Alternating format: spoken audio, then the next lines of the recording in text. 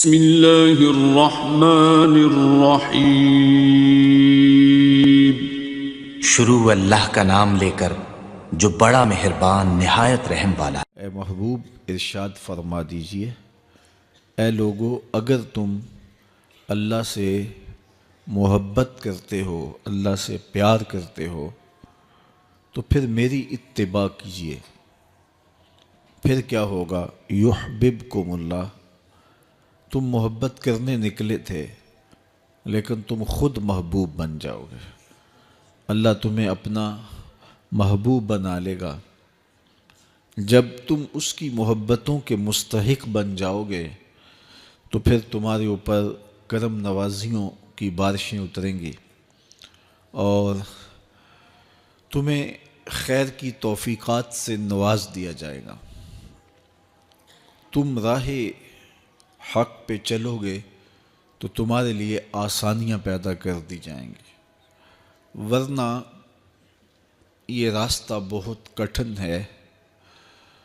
دنیا کی کسی چیز سے، کسی وجود سے، کسی ذات سے محبت کا ربط و رشتہ قائم ہو جائے تو اس کے امتحان بڑے کٹھن ہوتے ہیں اور منزل تک پہنچنے کے لیے رسوائیاں بھی گوارا کرنا پڑتی ہیں، کٹھن مقامات بھی گزرنے ہوتے ہیں، حالات کا جبر اور تلخیاں سہنا پڑتی ہیں، اور ہزار کاوشوں کے بعد ایک معمولی سی منزل نصیب ہوتی ہے۔ تو اللہ کا پیار کوئی اتنا سستا تو نہیں کہ وہ بغیر مشقتوں کے نصیب ہو جائے۔ اس کے لیے کوئی رت جگہ نہ کاٹنا پڑے، کوئی مشقت نہ سہنی پڑے، کوئی ملامت گوارا نہ کرنی پڑے، کوئی دکھ نہ جھیلنا پڑے، حالات کے جبر کا مقابلہ نہ کرنا پڑے۔ یہ کیسے ہو سکتا ہے؟ جب آپ ایک متعین مختصر منزل تک پہنچنے کے لیے ہزار جتن کرتے ہیں اور بہت کچھ کھو دینے کے بعد کسی کو پاتے ہیں، تو پھر اس ذات کو پانے کے لیے جو صرف کسی ایک فرد کا مقصود نہیں ہے، جو نبیوں کا بھی مقصود ہے، تو کیا اس تک پہنچنا پھر کوئی آسان کام ہوگا؟ بڑا کٹھن مرحلہ ہے۔ یہاں کھال بھی ادڑتی ہے، یہاں سولیوں پہ بھی جھولنا پڑتا ہے، یہاں فصیلے دار پہ سروں کا چراغاں بھی کرنا پڑتا ہے، یہاں بدن کی بوٹیاں لوہے کی کنگھیوں سے چھیدی جاتی ہیں، اونٹوں کے پاؤں سے باندھ کر کے الٹے سمت اونٹوں کو دھڑا کر کے بدن چیرے جاتے ہیں، یہاں زنجیروں سے کسا جاتا ہے حتیٰ کہ زنجیریں ہڈیوں تک جا پہنچتی ہیں، یہاں چکیاں بھی پسوائی جاتی ہیں اور پتھروں کے نیچے بھی رکھا جاتا ہے۔ ظلم اور جبر کا کون سا طریقہ نہیں جو اللہ کے عاشقوں پر آزمایا نہ گیا؟ کون سا جبر نہیں جو اہل اللہ کو راہ حق میں سہنا نہ پڑا؟ سر پہ آرا رکھ کے پاؤں تک نبی چیر دیے گئے۔ حضرت زکریا کی کہانی پڑھ لیجئے۔ یہاں زندانوں کو انسانوں کے وجود نے روشن کیا اور زندگیوں کے طویل لمحے تنہائیوں کی قید میں گزارنے پڑے، اپنوں سے جدا ہونا پڑا، کنان کے تاریک کنووں کو آباد کرنا پڑا، مالک ابن زغر کی قید کی مشقتیں سہنی پڑی۔ وہ وقت بھی آیا کہ ایک اٹی مول پڑا اور وہ بھی خریدنے کے لیے آمادہ ہوئے۔ زمانہ دیکھتا ہے کہ اس راستے کے اندر کتنی مشکلات ہیں، کتنے دکھ ہیں اور کتنی اذیتیں ہیں۔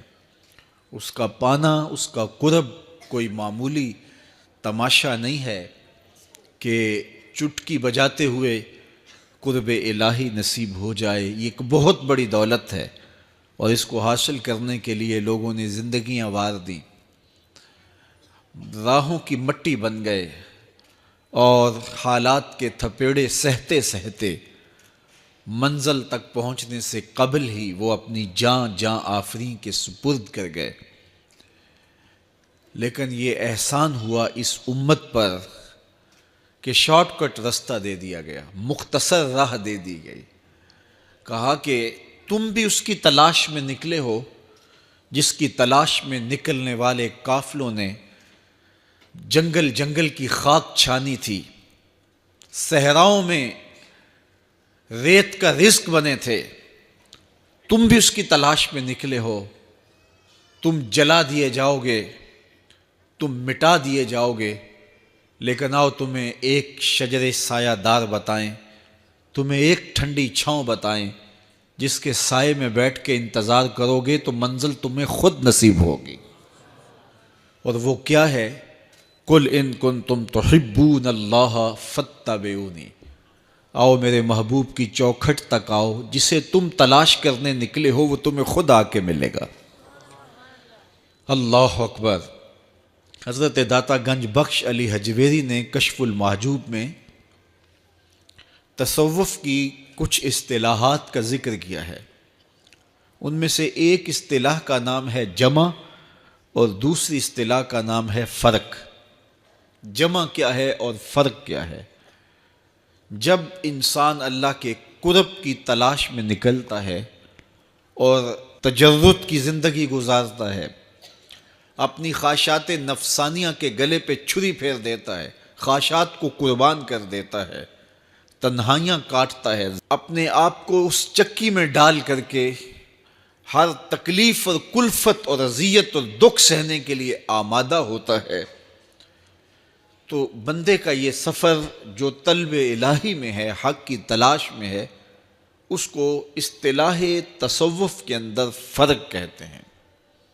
اور پھر جب بندے کی اس طلب پر، تگ و تاز پر، اس کی تڑپ اور بے تابی پر اللہ کو رحم آتا ہے تو وہ اپنے بندے کو اپنے قرب سے نوازتا ہے، تو اس کو شریعت کی اصطلاح میں، تصوف کی اصطلاح میں جمع کہتے ہیں۔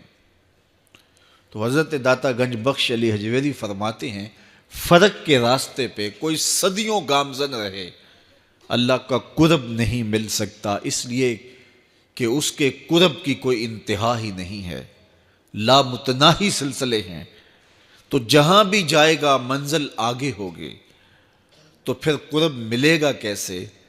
کہا کہ جب بندے کی تگ و تاز، جد و جہد، تڑپ اور محبت اور بے چینی، اضطراب اور بے تابیاں مالک دیکھتا ہے تو پھر اللہ تعالیٰ بندے کی طرف اپنی رحمتوں سے متوجہ ہوتا ہے، اور حدیث میں آتا ہے جب میرا بندہ میری طرف ایک قدم چلتا ہے میں اس کی طرف 70 قدم آتا ہوں، اور جب میرا بندہ میری طرف چل کے آتا ہے اتیتہ ہر والا، میری رحمتیں دوڑ کے اس کا استقبال کرتی ہیں، تو پھر وہ کرم نوازی فرماتا ہے۔ تو پھر اس قاعدے کو جمع کا قاعدہ کہتا ہے۔ تو قربت تب ملتی ہے جب جمع کا قاعدہ رو بعمل ہو، اور یہ قاعدہ رو بعمل کب ہوتا ہے؟ جب حضور کی اطاعت نصیب ہو۔ فاتبعونی کی شرط کے ساتھ جمع کا قاعدہ تب رو بعمل ہوتا ہے جب حضور کی اطاعت اور فرما برداری بندوں کو نصیب ہوتی ہے۔ تو ارشاد فرمایا اگر تم چاہتے ہو کہ اللہ تم سے محبت کرے تو پھر میری اتباع کرو۔ تم اس کی محبت کے لیے نکلے تھے اور تم نے خاک چھاننی تھی در در کی، اور تم نے رت جگہ کاٹنے تھے، لیکن جب تم اطاعت کے زمرے میں آؤ گے، محبوب کی راہوں پہ چلنے لگ جاؤ گے، تو پھر تم سوئے ہوئے ہوگے، قرب تمہاری تلاش میں ہوگا۔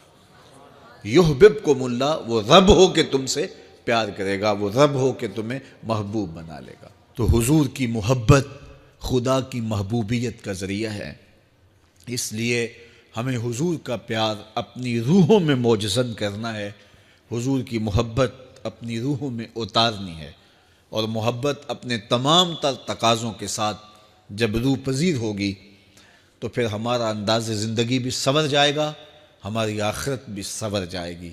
محبت کے من جملہ تقاضوں میں سے سب سے بڑا تقاضا محبوب کی اطاعت ہے کہ بندہ جس سے پیار کرتا ہے اس کی بات مانتا ہے۔ یہ ہے دعوی محبت کا ثبوت، اس کی دلیل۔ اور حضور کے صحابہ کی زندگیاں دیکھیے کہ انہوں نے حضور علیہ الصلوۃ والسلام کے ساتھ کیسے پیار کیا۔